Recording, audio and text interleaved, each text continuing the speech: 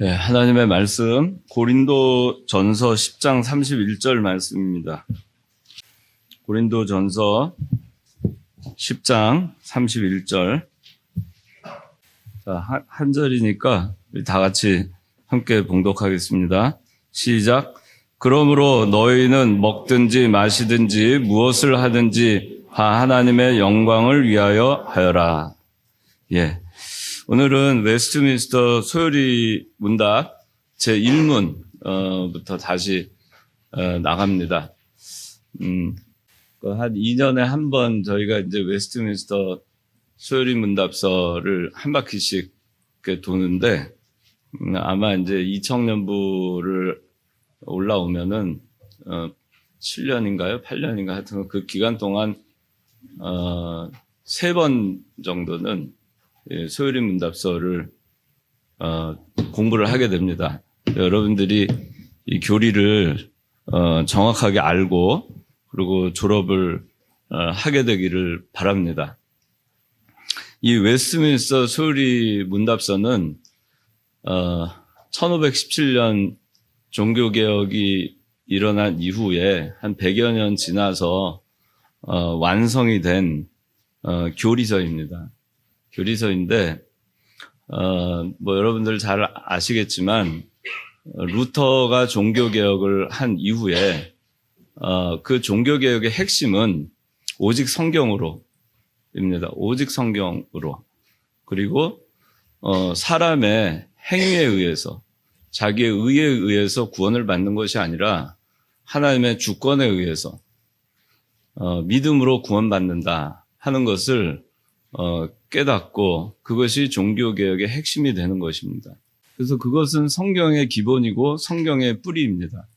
그리스도께서 이 세상에 오셔서 십자가에 못 박혀 죽으시고 또 사흘 만에 부활하신 목적입니다. 그것이 이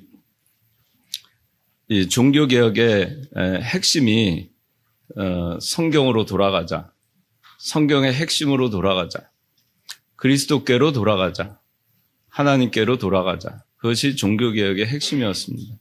그래서 그것이 전 유럽의 불길처럼 번지고 오직 믿음으로, 오직 성경으로, 오직 그리스도로 이렇게 하나님의 오직 은혜로 이렇게 구원받는다는 사실을 모두가 알게 됩니다. 그리고 이제 이 종교개혁의 근간인 오직 성경, 또 오직 하나님, 하나님의 주권, 그것을 교리적으로 정리를 한 것이 웨스트민스터 대요리 문답서, 그 다음에 웨스트민스터 소요리 문답서, 그 다음에 웨스트민스터 신앙 고백서입니다. 물론 그 전에도 여러 가지 신앙 고백서들이 나옵니다. 그렇지만 그것을 이 장로교의 모든 신앙 고백을 집대성한 것이 웨스트민스터 신앙 고백서입니다. 웨스트민스터 신앙 고백서라는 것이 있고 그 이외에 웨스트민스터 대요리 문답이 있고 웨스트민스터 소요리 문답서가 있습니다. 3가지가 있습니다. 그러니까 여러분들이 그렇게 아시고 이것은 그 영국의 청교도들이 중심이 돼서 17세기 중반에 1643년에서 1647년까지 5년에 걸쳐서 150여 명의 목회자 그리고 장로, 당시의 상원의원, 하원이었던 그런 사람들이 모여서 이 5년간에 걸쳐서 이 종교개혁의 핵심 교리를 정리를 한 것입니다. 그래서 이것은 이 성경은 오류가 없는 하나님의 말씀이라는 것, 또 이 세상 모든 것은 하나님의 주권 가운데 움직인다는 것, 그것을 정리를 해놓은 것입니다. 그래서 웨스트민스터 신앙 고백서, 신도 개요서라고도 하는데 우리는 요새 말로는 웨스트민스터 신앙 고백서 이렇게 생각하면 될 겁니다. 그런데 그거는 그 33개의 챕터로 구성이 되어 있습니다. 웨스트민스터 신앙 고백서는. 그거는 상당히 깊이 있게 신앙 고백을 할 수 있는 부분들을 정리를 해놨고, 그 다음에 이제 이 웨스트민스터 대요리 문답서, 이거는 대교리 문답서로 여러분들 생각하면 돼요. 그래서 전부 196문항으로 돼 있고, 이거는 신앙이 어느 정도 성숙해 있는 그런 장년부 성도들을 위해서 교리서를 작성한 것입니다. 그 다음에 이제 소요리 문답서, 이거는 107문항으로 그렇게 돼 있고, 그리고 이거는 뭐 여러분들이 대요리 문답, 소요리 문답 그러니까 뭐 요리하는 거 그런 걸로 생각하는 사람이 있는데, 그런 요리를 하는 문답이 아니고 중요한 교리 그런 뜻이에요. 그래서 핵심 교리 그런 뜻이죠. 중요하다 할 때 그 요자. 그래서 그 핵심 교리. 그래서 영어로는 그 대요리 문답은 라지 카테키즘이라고 하고, 소요리 문답은 쇼트 카테키즘 그렇게 얘기를 합니다. 그러니까 여러분들이 거기에 착오가 없어야 되겠습니다. 이렇게 생각을 하면 되겠고, 우리나라가 그 장로교가 전파가 된 이후 1907년에 처음으로 동로회가 조직이 되고, 조선예수교 장로회, 그 동로회에서 처음으로 채택한 그 신앙 고백서가 웨스트민스터 신앙 고백서입니다. 그리고 웨스트민스터 대요리 문답, 웨스트민스터 소요리 문답, 그것을 이 장로교 헌법의 기본으로 그렇게 집어넣게 됩니다. 그래서 이게 여러분들 그 나중에 기회가 되면은 이 책을 한번 볼 필요 있어요. 우리 교단에서 나온 헌법책입니다. 우리 교단의 헌법입니다. 우리 교단의 헌법이기 때문에 우리 교단은 이 헌법을 기초로 해서 모든 조직이 이루어지고 모든 신앙이 이 헌법에 따라서 통일성을 가지고 정통성을 가지고 유지가 됩니다. 근데 이 헌법에 여기 보면 헌법에 대한예수교 장로회 총회 개신측 이렇게 써 있어요. 개신측이라고 써 있고, 이 헌법에 보면은 제일 처음에 신조 이렇게 나옵니다. 크리드. 신조가 나옵니다. 신조. 근데 신조의 제일 첫 번째 전문. 신조가 이제 나오는데, 신조의 제일 처음에 전문에 이렇게 써 있습니다. 대한예수교 장로회에서 이 아래 기록한 몇 가지 조목을 목사와 강도사와 장로와 집사로 하여금 승인할 신조로 삼는다. 특별히 웨스트민스터 신앙고백서와 성경 대소요리 문답은 성경을 밝히 해석한 책으로 인정한다. 이것이 전문입니다. 이 헌법에 제일 처음에 나오는 문장이 지금 제가 읽어드린 문장이에요. 그래서 우리 그 교단의 그 뿌리가 어디 있는가? 초대교회, 성경 중심, 그리고 중세 암흑기를 거쳐서 다시 성경으로, 하나님의 주권으로 돌아가자. 그래서 종교개혁이 일어났고, 그 종교개혁을 통해서 하나님의 주권과 성경을 믿는 그 신앙을 중심으로 해서 이 성경의 교리를 정리해서 영국의 청교도들이 정리해서 그렇게 해서 만들어 놓은 그 교리서가 웨스트민스터 신도계여서, 그 다음에 웨스트민스터 대요리 문답, 웨스트민스터 소요리 문답이고, 그것이 미국, 그 다음에 또 영국, 캐나다, 또 호주 이런 데로 다 그 웨스트민스터 교리를 뿌리를 가지고 그리고 장로교가 전파가 되고, 거기서 우리나라에 또 그 선교사들을 통해서 우리나라에 전파가 되고, 그래서 1907년에 미국과 영국과 캐나다, 호주 이런 데에서 온 그 선교사들을 중심으로 해서 조선예수교 장로회가 구성이 되고 그 장로회에서 구성될 때 최초로 그 만들어진 헌법의 전문에 오늘 여기 실려 있는 것과 똑같은 것이 실립니다. 그것을 그대로 우리가 채택한 겁니다.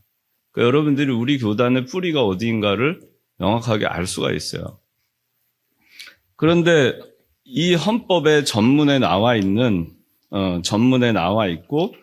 그리고 이 헌법을 보면은 헌법의 제일 첫 번째 챕터가 신조, 그렇게 해서 나오고 전문이 나옵니다. 그 다음에 두 번째가 뭐냐면은 성경 소요리 문답이 나와요. 오늘 여러분들이 배우는 이 웨스트민스터 소요리 제1문부터 시작하는 107개의 문항이 이 헌법에 들어가 있습니다. 그리고 그 다음에 정치가 나와요. 장로의 정치를 어떻게 할 것이냐에 대해서 나옵니다. 그렇게 이 헌법이 구성이 돼 있어요. 근데 우리가 장로교라고 하는 데를 다니면서도 이 웨스트민스터 교리서를 소홀히 합니다. 그러니까 내 뿌리가 어딘지, 우리 중심의 교리적 가치가 무엇인지, 우리가 같이 정통성을 가지고 공통적으로 계승해 나가야 되는 신앙의 가치가 무엇인지를 우리가 잘 모르고 그냥 교회만 그저 열심히 나가면 된다, 이렇게 생각하고 신앙생활을 하게 되면 결국에는 그 서울시청 앞에도 보면 역사를 모르는 민족은 미래가 없다, 그렇게 나오잖아요. 여러분들의 뿌리를 모르면 우리 교회의 미래가 없는 겁니다. 여러분들이 뿌리를 모르고 교리를 모르면 한 세대가 지나고 나면 교회는 엉망이 됩니다. 오늘날 교회에서 교리를 가르치지 않습니다. 장로교에서조차 웨스트민스터 교리서를 가르치지 않습니다. 그렇기 때문에 그 신앙이 중심이 어디에 있어야 하는지를 모른 채 그저 교회라는 곳이 이 성경 중심, 하나님의 주권 중심, 그렇게 해서 가는 것이 아니라 그저 인본주의, 세속주의, 또 형식주의, 외식주의, 사람들 보기 좋은 대로 교제 중심의 교회대로 그렇게 흘러가는 것입니다. 그리고 마치 사람들은 그것이 옳은 것인 것처럼 생각하고 교회가 그렇게 가는 것이 맞다고 생각하고 갑니다. 근데 그것은 우리 뿌리에서 이탈하는 것이고 정통성에서 벗어나는 겁니다. 그래서 여러분들이 이 웨스트민스터 신앙 고백서를 달달달 외우지는 못할지언정 웨스트민스터 196문항이 있는 대요리 문답서를 공부를 하지는 못할지언정 웨스트민스터 소요리 문답서 정도는 여러분들이 그래도 하나님을 믿는 하나님의 자녀라고 하면 이 웨스트민스터 소요리 문답서 정도는 알고 있어야 돼요. 그래서 제가 이 웨스트민스터 교리서를 계속해서 가르치는 겁니다. 가르치고 그 다음에 우리 시운자에서도 이거 하죠? 시운자에서도 그 G.I. 윌리엄슨이라고 하는 사람이 쓴 웨스트민스터 소요리 문답 해설서, 그것을 가지고 공부를 합니다. 교리는 굉장히 중요합니다. 오늘 제가 얘기한 이유처럼 여러분들이 교리를 모르면 여러분들의 신앙의 미래가 없습니다. 어떻게 여러분들이 이 66권의 성경을 밝히 해석할 수 있겠어요? 어떻게 여러분들이 밝히 해석할 수 있겠어요? 그리고 어떻게 여러분들이 이 성경을 가지고 말씀을 전파하는 그 목사님들이나 수많은 이단들이 정통성 있는 그런 교리적 가치대로 제대로 가르치는지 안 가르치는지를 어떻게 여러분들이 분별할 수 있겠습니까? 교리를 모르면.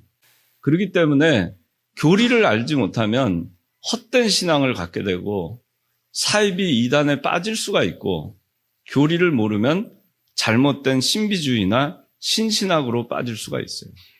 그렇기 때문에 여러분들이 교리를 아는 것은 굉장히 중요합니다. 그래서 교리 공부를 게을리하지 마세요. 나는 교리를 다 안다. 그래도 또 배우고 또 배우고 또 배워야 됩니다. 제가 지금 여러분들한테 이 교리서를 가르친 지 벌써 굉장히 됐어요. 저는 이 웨스트민스터 교리서를 제가 25살 때부터 가르쳤어요. 25살 때부터 제가 주일학교를 맡았었고, 그리고 중등부, 고등부를 맡았습니다. 근데 항상 제가 빼놓지 않은 것은 이 웨스트민스터 소요리 문답이었어요. 이게 정말 중요하기 때문이에요. 근데 여러분들이 2000년부가 마지막 기회라고 생각하세요. 작년부에 가면 이 교리를 가르쳐 주는데 많지 않습니다. 여러분들 스스로 독학하기 쉽지 않아요. 그러면 이제 그때는 할 수 있는 거는 우리 야간 신학교나 신학교에 가서 조직 신학을 청강하는 길밖에 없어요. 근데 조직 신학은 좀 어려워요. 조직 신학을 통해서 물론 조직 신학에 있는 내용이 이 교리서에 있는 내용하고 일치합니다. 일치해요. 일치하지만 그러나 훨씬 어렵습니다. 그래서 여러분들이 이 가장 낮은 단계 수준인 이 소요리 문답서를 정확하게 이해하고 여러분들의 신앙의 기초를 견고히 하고 그리고 여러분들의 신앙의 그 기둥을 그 골격을 견고히 해서 앞으로 여러분들이 어떤 그 신앙의 도전이 오더라도 견고한 기초와 그 뼈대 위에서 여러분들의 신앙이 흔들리지 않게 되기를 바랍니다. 그래서 여러분들이 이 교리 공부 철저히 하고 또 셀 모임을 할 때 궁금한 거 있으면은 열심히 물어보세요. 그리고 셀 조장들은 잘 모르겠으면은 그걸 보류했다가 저한테 물어보거나 목사님한테 여쭤봐서 그렇게 해서 이 답을 정확하게 우리가 알고 그렇게 넘어가야 됩니다. 저는 아직도 이 웨스트민스터 소요리 문답서를 공부를 합니다. 어제도 공부했어요. 여러분들을 가르치기 위해서 또 공부했습니다. 물론 제가 다 알고 있다고 자신할 수 있어요. 이 시간, 1시간 여러분들한테 말할 수 있는 것 이상으로 제가 충분히 말할 수 있는 게 있습니다. 그러나 또 공부했어요. 여러분들이 공부를 해야 됩니다. 배우고 또 배우기를 힘써야 됩니다. 배우고 또 배우기를 힘써야 그래야 희망이 있습니다. 그래야 발전이 있습니다. 자, 오늘은 이제 웨스트민스터 소요리 제1문. 자, 1문. 사람의 제일 되는 목적은 무엇입니까? 답 다 같이 읽겠습니다. 사람의 제일 되는 목적이 무엇인가? 사람의 제일 되는 목적은 하나님을 영화롭게 하는 것이 하나 있어요. 그리고 두 번째는 그를 영원토록 즐거워하는 것이라고 합니다. 사람의 제일 되는 목적. 사람의 제일 되는 목적. 이거는 믿는 사람이건 믿지 않는 사람이건 동일하게 적용이 되는 거예요. 이 세상의 모든 천하 만물은 하나님을 영화롭게 하기 위해서 이 세상에 창조된 것입니다. 하나님을 영화롭게 하기 위해서 모든 피조물은 만들어진 거예요. 하나님을 영화롭게 하기 위해서 쓰임받기 위해서 만들어진 겁니다. 그런데 그렇게 쓰임받지 못할 때, 그렇게 이용당하지 못할 때 괴로운 것입니다. 사람의 제일 되는 목적은 하나님을 영화롭게 하는 것, 그를 영원토록 즐거워하는 것이라고 했는데, 그런데 하물며 예수 그리스도의 피로 말미암아서 구원받은 하나님의 백성이 그 사람이 사는 제일 되는 목적이 무엇인가? 내가 왜 이 세상에 태어났는가? 지금 나는 하나님을 믿고 있는데 내 인생의 제일 되는 목적이 무엇인가?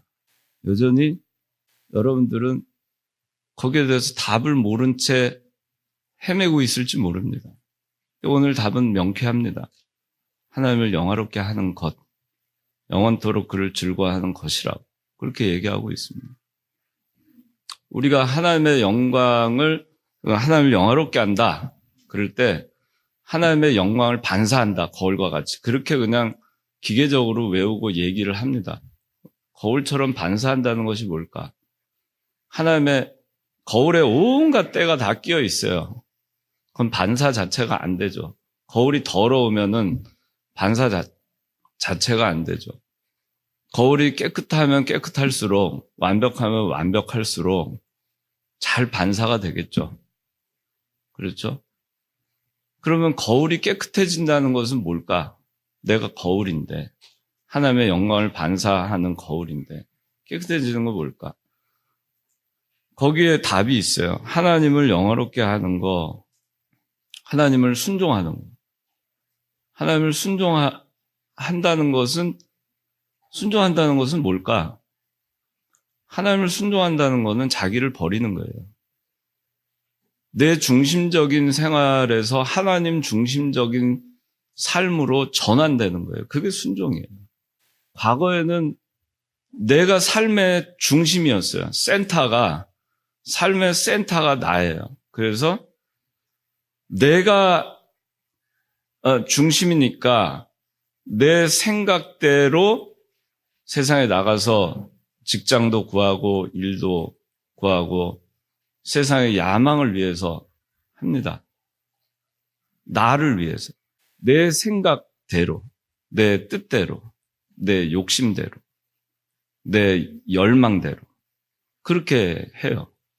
그런데 하나님의 영광이 아무리 나를 통해서 반사가 되려고 해도 내가 내 생각, 내 뜻대로 살려고 할 때 그렇게 해서 내 생각, 내 뜻대로 살아가지고 내가 굉장히 사회에서 잘 됐어요. 또 아주 돈이 많은 사람이 됐어요. 그 사람을 통해서 하나님이 결코 영화롭게 되지 않아요. 불순종한 사람이 아무리 입술로 하나님을 영화롭게 합니다. 하나님께 영광을 돌립니다. 이 모든 영광을 하나님께 돌립니다. 라고 얘기한다 해도 결코 하나님은 그것을 통해서 영광 받으시지도 않고 영화롭게 되지도 않습니다. 그런 경우가 많이 있어요.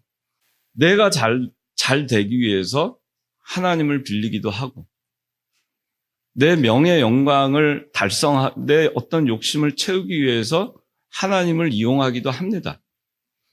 하나님이 내 삶의 중심이 아니라 하나님은 내 성공을 위한 도구에 불과해요. 필요할 땐 하나님을 찾고 그렇지 않을 때에는 하나님 필요 없습니다.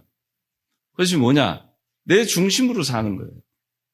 그래서 내 명예와 내 이 생에서 육신에서의 그 삶을 영위하는 데 있어서 하나님이 그 유한한 삶에 뭔가 보탬이 될 것이라고 생각하고 하나님을 이용하고 그리고 하나님의 이름으로 많은 일들을 합니다.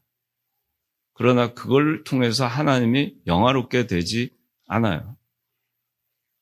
지난번에 우리가 성경을 통해서도 마태복음 7장에도 나왔지만은 나더러 주여 주여 하는 자마다 다 하늘나라에 가지 못한다. 그렇게 말씀합니다. 그리고 어떤 사람들이 하나님한테 와서 제가 주님의 이름으로 이것도 하고 저것도 했습니다. 근데 예수님께서 뭐라고 얘기하셨냐면 나는 너희를 도무지 알지 못한다. 그렇게 얘기하십니다. 그 말의 뜻이 무엇이냐 하면은 그것들을 통해서 내가 영화롭게 되지 않았다라는 겁니다. 그것들을 통해서 내가 영광받지 않았다. 그런 얘기입니다. 너희가 주의 이름으로 이것도 하고 저것도 하고 주께 영광을 돌립니다. 어쩌고 저쩌고 했지만 사실은 그것이 너를 위해서 한 것이라면 나하고 아무 상관이 없는 것이고 그것을 통해서 내가 결코 영화롭게 되지 않는다. 그 얘기를 하시는 겁니다. 그렇기 때문에 나하고 상관이 없다. 내가 너희를 도무지 알지 못하니 그렇게 얘기하시는 겁니다. 우리가 잘 생각을 해봐야 됩니다. 하나님을 영화롭게 한다고 생각하고 살고 있는데 거기에 혹시 내가 잘못하고 있는 부분은 없는가? 그걸 잘 생각을 해봐야 돼요. 자, 여기 그 정의에 보면 잘못된 이해가 하나님께 영광을 드림으로 하나님을 더욱 영화롭게 만든다. 하나님 자체가 영화로우신 분이기 때문에 우리 인간으로 하여금 더 영화롭게 되시는 분이 아니시다. 하나님은 이미 충분히 영화로우신 분이에요. 우리가 어떤 짓을 하더라도 하나님의 영광이 깎이지도 않고 하나님의 영광이 더해지지도 않아요. 그런 착각에서 우리가 벗어나야 돼요. 내가 뭘 잘해가지고 뭐가 잘 돼가지고 하나님께 영광을 돌립니다. 그걸로 해서 하나님의 영광이 더 늘어납니까? 내가 세상에서 찌끼처럼 되고 잘 못 되고 가난하게 됐다고 해서 하나님의 영광이 깎입니까? 그거하고 아무 상관이 없어요. 하나님의 그 지존하신 그 온전하신 그 영광은 변함이 없이 영원 전부터 영원까지 영원한 것입니다. 변함없어요. 그러니까 내가 뭔가를 함으로써 하나님께 영광을 돌린다? 하나님을 영화롭게 한다? 생각할 필요가 없어요. 그 다음에 자 이제 아담의 범죄로 하나님 중심의 창조 질서가 파괴되었다. 그랬는데 여기 보면은 창조 질서는 하나님, 인간, 천하 만물 이런 3단계 순서로 돼 있었어요. 이게 창조 질서예요. 하나님이 천하 만물을 만드시고 인간으로 하여금 그것을 다스리고 선악과를 볼 때마다 하나님을 창조주 하나님을 기억하게 했어요. 그래서 하나님 중심으로 살게 했어요. 그렇죠? 그런데 그것을 인간이 파괴시켰죠. 그래서 인간이 선악과를 따서 먹고 지금은 어떻게 됐냐? 인간 제일 중심이 됐어요. 자기 중심이 됐습니다. 자기가 하나님과 같이 되려고 했습니다. 그리고 하나님이 자기 발등상 밑에 내려가 있고 그 다음에 천하 만물이 발등상 밑에 내려가 있어요. 또 혹은 하나님이 제일 바닥에 있고 중간에 인간이 있고 맨 위에 천하 만물이 있어요. 오늘날 많은 사람들은 이 질서가 창조 질서가 완전히 어긋나서 살고 있습니다. 그 왜 그러느냐? 하나님 중심의 창조 질서가 인간 중심의 창조 질서로 바뀌었기 때문입니다. 그런데 여기 A, B, C에 보면 A에 자 그러면 하나님을 영화롭게 한다는 것이 구체적으로 무엇인가? 요한복음 17장 4절에 아버지께서 내게 하라고 주신 일을 완성하여 내가 땅에서 아버지를 영광스럽게 하였습니다. 그리스도께서 십자가에 못 박히시기 직전에 겟세마네 동산에서 그 피 같은 땀을 흘리시면서 하신 기도 내용 중에 하나입니다. 그 기도하시면서 예수님께서 이런 말씀의 기도를 하신 겁니다. 아버지께서 내게 하라고 주신 일을 완성하여 내가 땅에서 아버지를 영광스럽게 하였습니다. 아버지께서 내게 하라고 주신 일이 무엇인가? 그걸 완성했기 때문에 땅에서 아버지를 영광스럽게 했다고 그랬어요. 어떻게 영광스럽게 했는가? 그리스도가 어떻게 영광스럽게 했는가? 아버지께서 그리스도에게 하라고 주신 일을 100% 순종해서 완성했기 때문에 아버지를 영광스럽게 했다는 겁니다. 하나님의 말씀을 순종해서 성육신해서 이 땅에 오셨어요. 얼마나 고통입니까? 이 세상에서 대행하셨어요. 모든 인류가 말씀, 율법을 순종해야 될 것을 그리스도께서 대신 순종했습니다. 대신 형벌을 받으셨어요. 우리가 받아야 될 그 죄값을 그리스도께서 십자가에 못 박혀 죽으십니다. 대형. 그것을 통해서 그걸 하라고 그리스도를 이 땅에 보내셨어요. 그것이 뭐가 그렇게 하나님께 영광이 되는 일입니까? 하나님을 영화롭게 했습니까?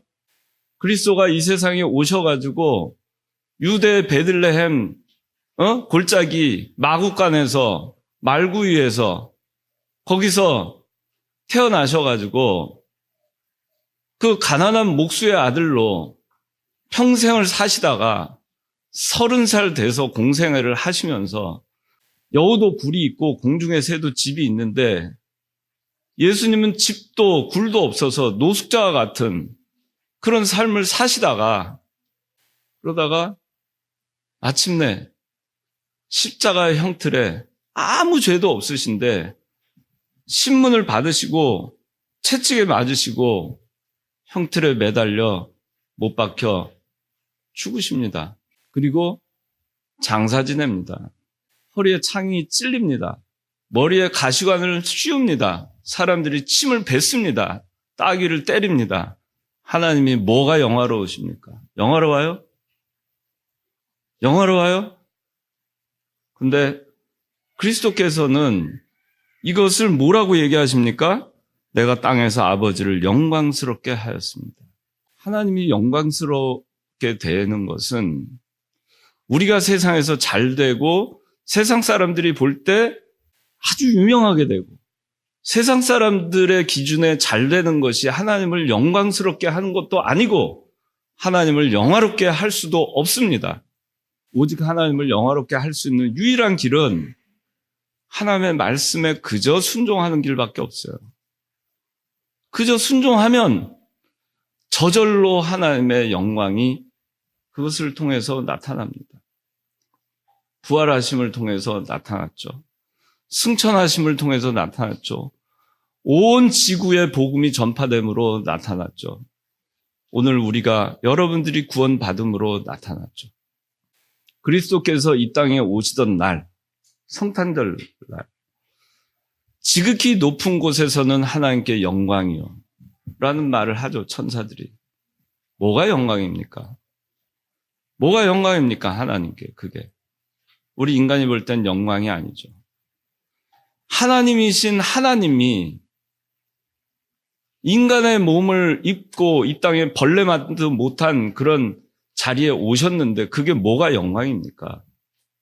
여러분들 우리가 생각하는 하나님을 영화롭게 한다는 것이 무엇인가를 여러분들이 잘 알아야 돼요. 뭐가 내가 어떻게 함으로써 영화롭게 할 수 있는가? 내가 잘 돼서 하나님을 영화롭게 하겠다. 하나님 이번에 시험 꼭 붙어서 좋은 직장이 꼭 돼서 내가 결혼을 잘해서 행복하게 살아서 좋은 집을 얻어서 하나님의 영광 가리우지 않게 해주십시오. 그렇게 기도 많이 하죠. 우리가 기도해야 될 것은 하나님을 불순종함으로써 내가 하나님께 영광 가리우지 않게 하여 주시옵소서. 그렇게 기도해야 됨이 마땅한 거예요. 내가 세상에서 잘 먹고 잘 살고 잘 돼서 사람들한테 의수되고 보여줄 것이 있고 나타낼 것이 있어서 그것을 자기 자랑은 못하겠으니까 하나님께 영광 돌린다. 하나님이 해주셔서 그런 입에 발린 소리 하려고 자기가 사실은 잘 되는 것이 목적인데 그렇게 우리가 신앙생활을 하면 안 돼요. 그거는 정말 양심불량이에요. 예수님은 그 자신이 낮아지고 죽기까지 복종해야 되는 그 복종의 자리, 예수님이 이 세상에 와서 부귀영화를 어디 누렸어요? 부귀영화를 누렸으려면 그 예루살렘 왕궁에서 예수님이 탄생하셨어야죠. 그래야 하나님이 영화로워질 거 아니겠어요? 그렇지 않았어요.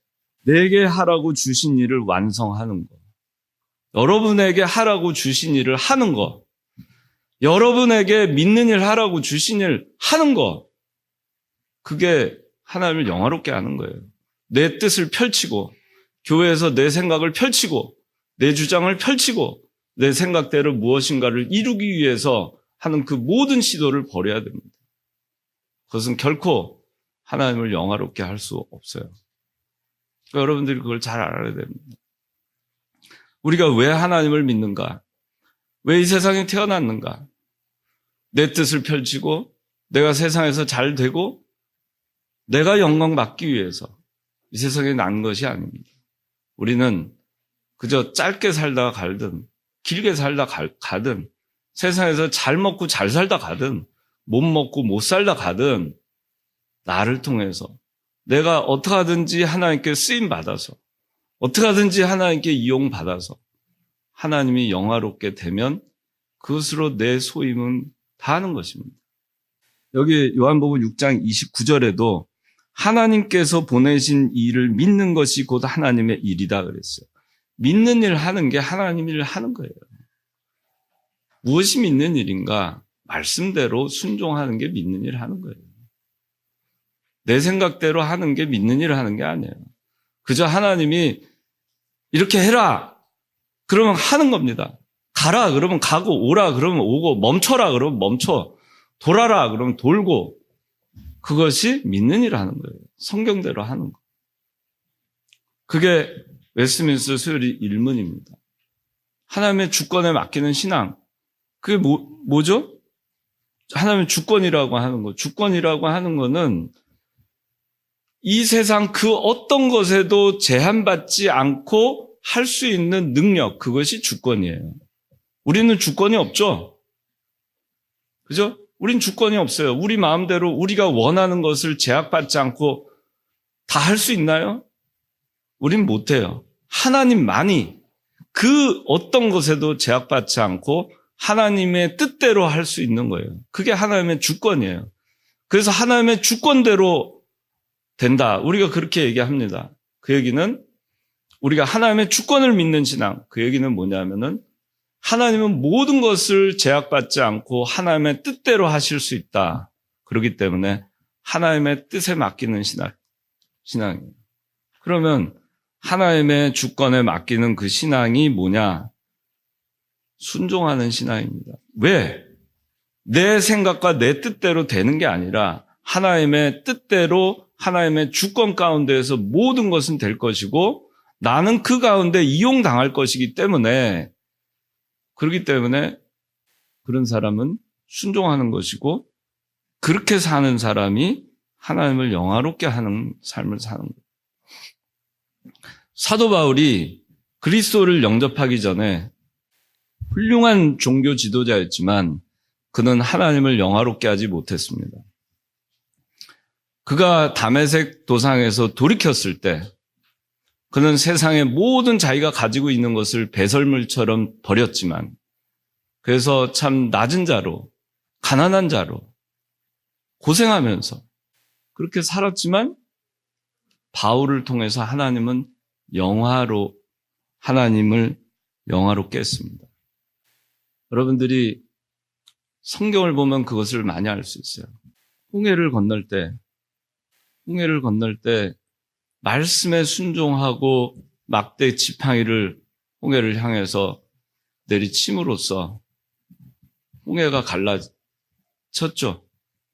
그 진퇴양난 가운데에서 순종했을 때 하나님의 영광이 나타납니다.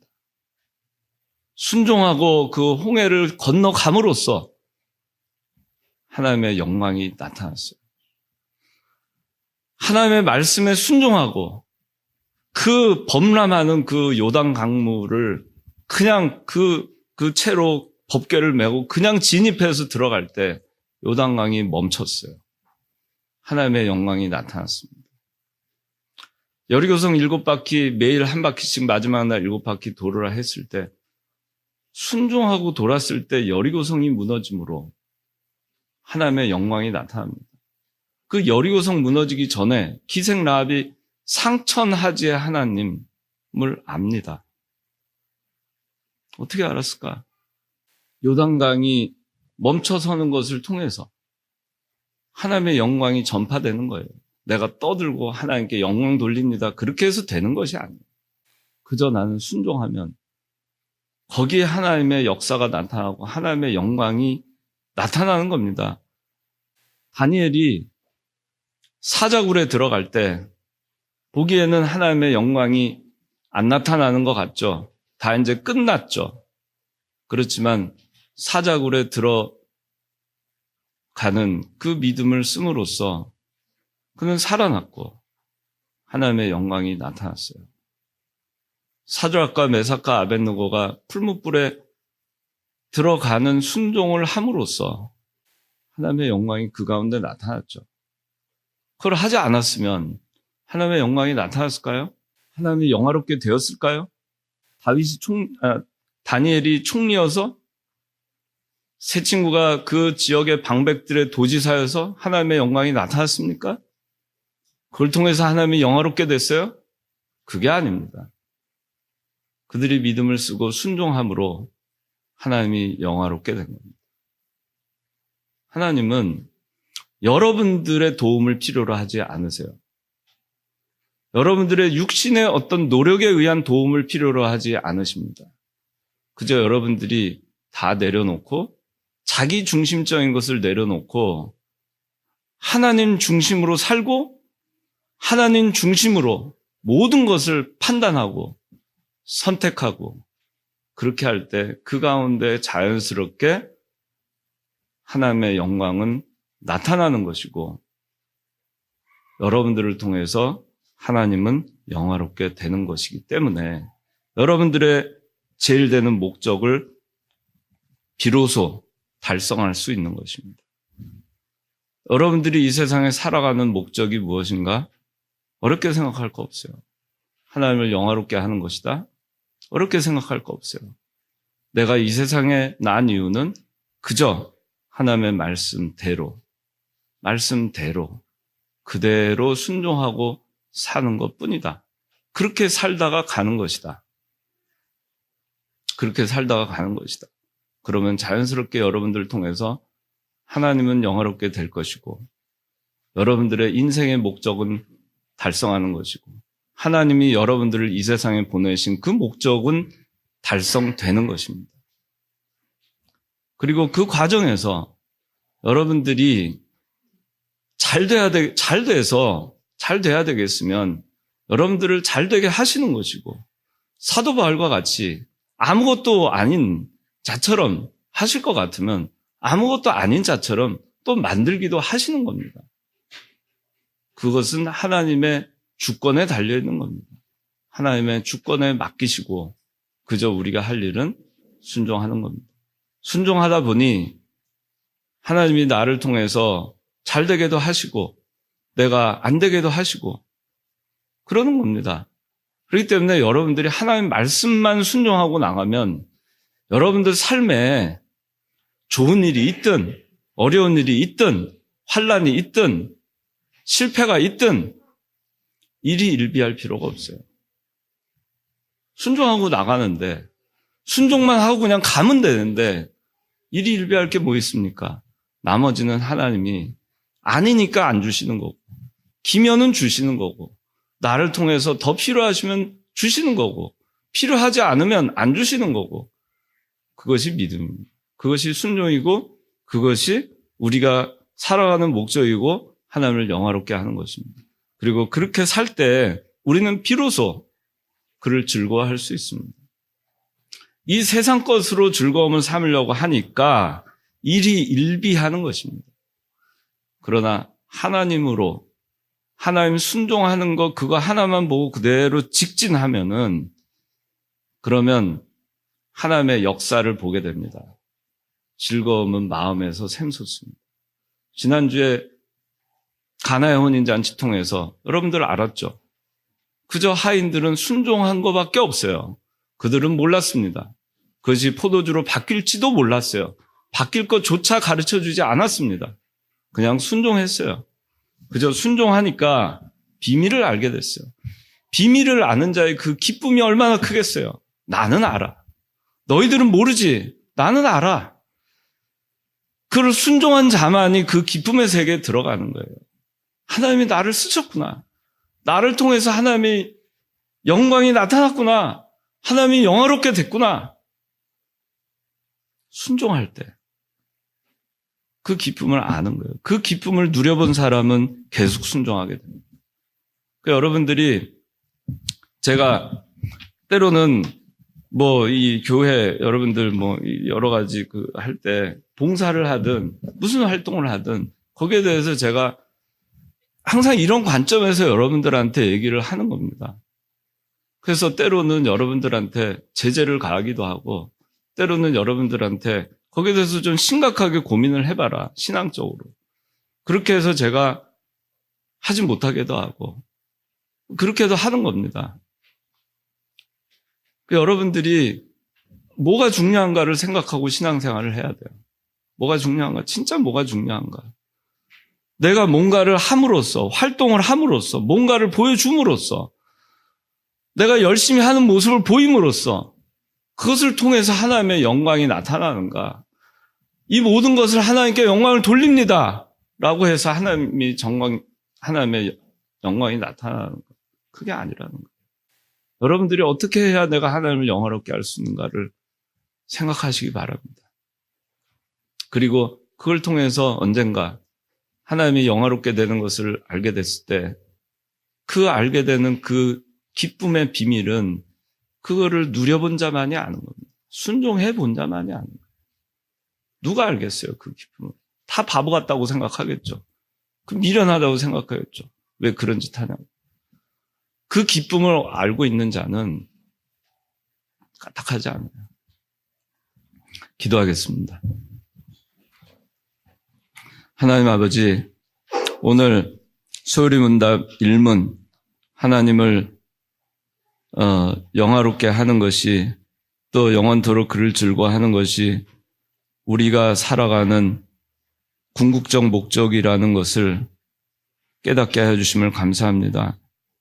우리 청년들이 진실로 하나님을 영화롭게 하는 순종하는 삶을 살게 해주시고 그 삶 가운데 깊이 그렇게 거함으로써 나를 통해서 하나님이 영화롭게 되는 것을 그 기쁨을 알게 하시고 그것을 통해서 또 그리스도를 정말 영원토록 마음에 품고 기뻐할 수 있는 그 기쁨을 맛볼 수 있도록 은혜 베풀어 주시옵소서. 예수님 이름으로 기도하옵나이다. 아멘.